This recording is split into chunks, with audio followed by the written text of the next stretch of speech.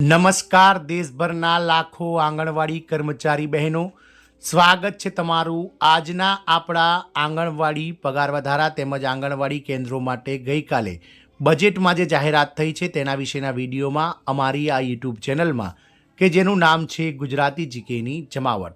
તો ગઈકાલે એટલે કે 1 ફેબ્રુઆરી 2026ના રોજ દેશના નાણામંત્રી શ્રીમતી નિર્મલા સીતારામન દ્વારા 9મી વખત કેન્દ્ર સરકારનું વર્ષ 2026-27નું જે બજેટ છે તે લોકસભામાં રજૂ કરવામાં આવ્યું.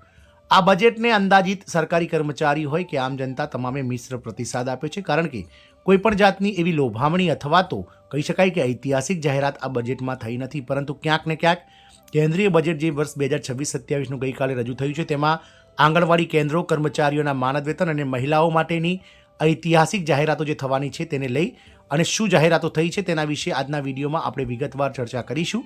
તો વિડીયોના અંત સુધી આપ બન્યા રહો, અને જો બહેનો આપ ચેનલમાં પહેલીવાર વિડીયો જોતા હોય તો અમારી ચેનલને સબસ્ક્રાઇબ કરવાનું ભૂલશો નહીં.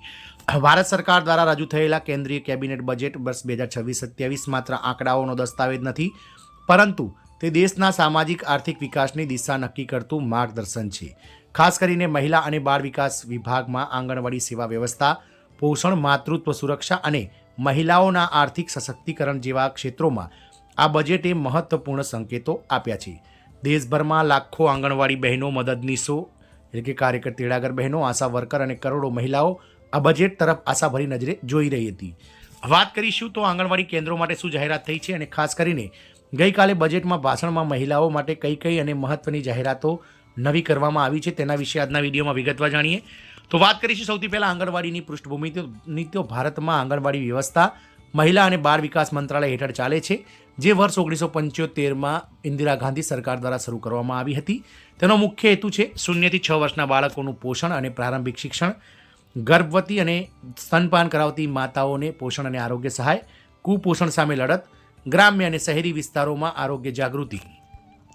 દેશભરમાં 14 લાખથી વધુ આંગણવાડી કેન્દ્રો કાર્યરત છે. તેમાં લગભગ 27 થી 28 લાખ કરતાં વધુ આંગણવાડી કાર્યકરો અને તેડાગરો સેવા આપે છે. આ બહેનો સરકારની સામાજિક યોજનાઓની રીઢ સમાન છે. આપ સૌને જણાવી દઈએ કે છેલ્લે ICDS પ્રોજેક્ટ જે છે તેમાં મળતું માનદ વેતન જે છે તે ભારત સરકાર દ્વારા સંચાલિત એક પ્રોજેક્ટ છે, જેમાં મળતું માનદ વેતનમાં 60% હિસ્સો કેન્દ્ર સરકારનો અને 40% રાજ્ય સરકારોનો હોય છે. કેન્દ્ર સરકાર દ્વારા ગત ઓક્ટોબર 2018માં જે છે ત્યાં 60% માનદ વેતનનો હિસ્સો વધારવામાં આવ્યો હતો, એટલે કે 7 વર્ષ કરતાં વધારે સમય વીતી ગયો છે. તેમ છતાં કેન્દ્ર સરકારે પોતાનો જે 60% કોન્ટ્રીબ્યુશનનો જે હિસ્સો છે તેમાં એક પણ રૂપિયાનો વધારો કર્યો નથી. આથી આ વખતના બજેટમાં લાખો આંગણવાડી કર્મચારી બહેનો સરકાર સામે 7 વર્ષ બાદ આ માનદ વેતનને જે છે તે બમણું કરે અથવા 3 ગણું કરે તેવી આશા રાખીને બેઠા હતા. વાત કરીશું બજેટ 2026-27માં આંગણવાડી કેન્દ્રો માટે મુખ્ય જાહેરાતો. તો પહેલી જાહેરાત છે સક્ષમ આંગણવાડી અને પોષણ 2.0 યોજના માટે વધારાની ફાળવણી. તો બજેટ 2026-27માં સક્ષમ આંગણવાડી અને પોષણ 2.0 યોજના માટે નોંધપાત્ર ફાળવણી કરવામાં આવી છે. આ યોજનાનો હેતુ છે આંગણવાડી કેન્દ્રોને આધુનિક બનાવવું, ડિજિટલ સાધનો સાથે જોડવું, બાળકો અને માતાઓને વધુ ગુણવત્તાયુક્ત પોષણ આપવું. સરકારે સ્પષ્ટ કર્યું છે કે આગામી વર્ષોમાં આંગણવાડી કેન્દ્રો માત્ર પોષણ કેન્દ્ર નહીં રહે, પરંતુ બાળ વિકાસના મલ્ટી સર્વિસ સેન્ટર તરીકે વિકસાવવામાં આવશે. આંગણવાડી કેન્દ્રોની બીજી મહત્વની જાહેરાત છે તો ઇન્ફ્રાસ્ટ્રક્ચર સુધારણા આંગણવાડી કેન્દ્રોની. તો બજેટમાં જાહેર કરાયું છે કે જૂના અને ખસ્તા હાલ એટલે કે જે અત્યારે જર્જરિત આંગણવાડી મકાનો છે તેમનું નવીનીકરણ કરવામાં આવશે. ભાડાના મકાનમાં ચાલતા કેન્દ્રો માટે કાયમી નવા પાકા મકાન બનાવવામાં આવશે. આંગણવાડી કેન્દ્રોમાં પીવાનું સ્વચ્છ પાણી, શૌચાલય, વીજળી અને રમકડા જેવી સુવિધાઓ માટે પણ બજેટ ફળવાયું છે. બાળકો માટે સુરક્ષિત અને સ્વચ્છ વાતાવરણ મળી રહે, આ બધા માટે અલગ અલગ રાજ્યો સાથે મળીને કેન્દ્ર સરકાર નાણાકીય સહાય આપશે. ત્રીજી મહત્વની જાહેરાત છે આંગણવાડી કર્મચારીઓના માનદ વેતન અંગે બજેટની સ્થિતિ. તો સીધો માનદ વેતનમાં વધારો કરવામાં નથી આવ્યો, હજી રાહ જોવી પડશે. વર્ષ 2026-27માં કેન્દ્ર સરકાર દ્વારા આંગણવાડી કાર્યકરો અને તેડાગરો માટે સીધો માનદ વેતન વધારો જાહેર કરવામાં આવ્યો નથી. આ બાબતે લાખો બહેનોને નિરાશા જોવા મળી છે, કારણ કે છેલ્લા ઘણા વર્ષોથી તેઓ માનદ વેતન વધારાની માંગ કરી રહ્યા હતા. સરકારનો અભિગમ. તો સરકારનું કહેવું છે આંગણવાડી માનદ વેતન મુખ્યત્વે કેન્દ્ર અને રાજ્યની સંયુક્ત જવાબદારી છે. કેટલાક રાજ્યો પહેલેથી જ પોતાના બજેટમાં વધારે સારું પ્રોત્સાહન આપે છે. કેન્દ્ર સરકાર યોજનાઓની ફાળવણી વધારીને પરોક્ષ રીતે લાભ પહોંચાડવાનો પ્રયત્ન કરી રહી છે. મહિલાઓ માટે ગઈકાલે બજેટમાં મહત્વની જાહેરાતોની વાત કરીએ તો આ બજેટમાં સૌથી મહત્વનો પાસો હતો મહિલાઓ માટેની વિશેષ જાહેરાતો. તો ગઈકાલે નાણામંત્રીએ બજેટ 2000 ભાષણમાં મહિલાઓના સર્વાંગી વિકાસ પર વિશેષ ભાર મૂક્યો હતો, જેમાં મહિલા અને બાળ વિકાસ મંત્રાલય માટે વધારાનું બજેટ તો બજેટ 2026-27માં ગઈકાલે મહિલા અને બાળ વિકાસ મંત્રાલય માટે કુલ ફાળવણીમાં વધારો કરવામાં આવ્યો છે. આ વધારાનો ઉપયોગ ખાસ કરીને આંગણવાડી સેવાઓ, માતૃત્વ યોજનાઓ, બાળ સુરક્ષા અને મહિલા કલ્યાણ કાર્યક્રમો માટે થશે. માતૃત્વ લાભ અને ગર્ભવતી મહિલાઓ માટે સહાય. સરકારે જાહેર કર્યું છે કે ગર્ભવતી અને સ્તનપાન કરતી માતાઓ માટે પોષણ સહાય વધુ મજબૂત બનાવવામાં આવશે. માતૃત્વ લાભ યોજના હેઠળ ચૂકવણીની પ્રક્રિયા વધુ સરળ અને ઝડપી બનાવાશે. કુપોષણ સામે લડવા માટે ખાસ માતા બાળ પોષણ પેકેજ તૈયાર કરવામાં આવશે. મહિલાઓના આર્થિક સશક્તિકરણ માટે નવી પહેલ. તો બજેટમાં મહિલાઓને આત્મનિર્ભર બનાવવા માટે મહિલા સ્વસહાય જૂથો SHG માટે વધુ ક્રેડિટ સપોર્ટ, નાના ધંધા શરૂ કરવા માટે સસ્તી લોન અને મહિલા ઉદ્યોગ સાહસિકો માટે તાલીમ કાર્યક્રમો જાહેર કરવામાં આવ્યા છે. ચોથો મહત્વનો લાભ છે મહિલાઓ માટે કામકાજ કરતી મહિલાઓ માટે સુરક્ષા અને સુવિધા. તો બજેટ ભાષણમાં જાહેર કરવામાં આવ્યું છે કે કામકાજ કરતી મહિલાઓ માટે ક્રેચ સુવિધાઓનો વિસ્તાર કરવામાં આવશે, એટલે કે ઘોડિયા ઘરોનો દરેક જગ્યાએ જે છે તે વિસ્તાર વધારવામાં આવશે. કાર્યસ્થળ પર સુરક્ષા માટે કડક માર્ગદર્શિકા બનાવવામાં આવશે. શહેરી વિસ્તારોમાં મહિલા હોસ્ટેલ અને વર્કિંગ વુમન હોસ્ટેલ માટે જિલ્લા સહાય આપવામાં આવી છે.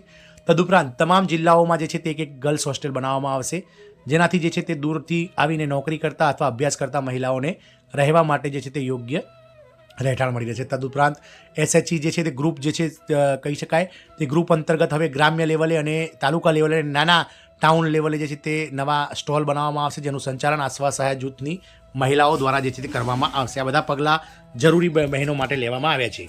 ગ્રામ્ય મહિલાઓ માટે વિશેષ યોજના. તો ગ્રામ્ય મહિલાઓને ધ્યાનમાં રાખીને આંગણવાડી અને આશા બહેનોને તાલીમ અને કૌશલ્ય વિકાસ કરવામાં આવશે. ગ્રામ્ય મહિલાઓ માટે રોજગાર આધારિત યોજનાઓ વિકસાવવામાં આવશે. ડિજિટલ સાક્ષરતા વધારવા માટે કાર્યક્રમો બજેટ 2026-27માં સામેલ કરવામાં આવ્યા છે. આંગણવાડી બહેનો અને મહિલાઓ માટે બજેટમાં સંભવિત પ્રભાવ.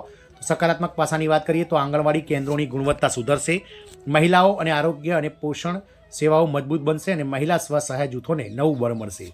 પડકારોની વાત કરીએ તો માનદ વેતનમાં વધારો ન થવાથી આંગણવાડી બહેનોમાં અસંતોષ જોવા મળશે. આગામી સમયમાં જે આંદોલનો છેલ્લા 2 દાયકાઓથી ચાલી રહ્યા છે તે વધુ ઉગ્ર બનશે. રાજ્ય સરકારો પર વધારાની જવાબદારી આવશે અને જાહેરાતોનું જમીન પર અમલીકરણ મોટો પડકાર રહેશે. બજેટ 2026-27 એ સ્પષ્ટ સંકેત આપે છે કે સરકાર મહિલાઓ અને બાળકોના વિકાસને પ્રાથમિકતા આપવા માંગે છે.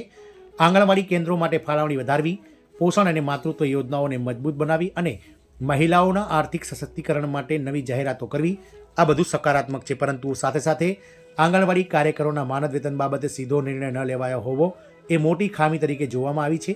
આગામી સમયમાં જો કેન્દ્ર અને રાજ્ય સરકારો મળીને આ મુદ્દે નક્કર પગલું ભરે તો આ બજેટ ખરેખર મહિલાઓ અને આંગણવાડી બહેનો માટે ઐતિહાસિક સાબિત થઈ શકે છે. આમાં બજેટ મહિલાઓ માટે ક્યાંક ને ક્યાંક કભી ખુશી કભી ગમ જેવો માહોલ જોવા મળી રહ્યો છે, કારણ કે આંગણવાડી બહેનો દ્વારા છેલ્લા 7 વર્ષ બાદ જે છે તે આંગણવાડી કેન્દ્રોમાં નોકરી કરતા જે બહેનો છે તેમના માનદ વેતનમાં કેન્દ્ર સરકાર વધારો કરશે તેવી આશાઓ તેઓ સેવી રહ્યા હતા, પરંતુ ક્યાંક ને ક્યાંક આ આશાઓ નઠારી નીકળી છે, કારણ કે સરકાર દ્વારા ઔપચારિક રીતે અને બીજી રીતે કહી શકાય કે લાભો પહોંચાડી અને આંગણવાડી કેન્દ્રોને મદદ કરતી હોવાથી રાજ્ય સરકારો ઓલરેડી વધારે જે છે તે માનદ વેતન આપતી હોવાથી હવે સરકાર વધારો નહીં કરે તેવી પણ જાહેરાત કરાઈ છે. જોવાનું એ રહેશે કે આગામી રાજ્ય સરકારનું જે બજેટ વિધાનસભામાં 17 ફેબ્રુઆરીએ રજૂ થવા જઈ રહ્યું છે તેમાં કોઈ પણ જાતનો વધારો થાય છે કે નહીં બહેનો માટે એ તો સમય જ બતાવશે. પરંતુ હવે ગુજરાત રાજ્યના મહિલા અને બાળ વિકાસ વિભાગના નેજા હેઠળ કામ કરતા 1.10 લાખ આંગણવાડી બહેનો 17 ફેબ્રુઆરીની જે છે તે રાહ જોઈને બેઠા છે કે વિધાનસભામાં રાજ્ય સરકાર ગુજરાત હાઈકોર્ટના ચુકાદાને આધીન શું જાહેરાત કરે છે. જય હિન્દ, અસ્તુ.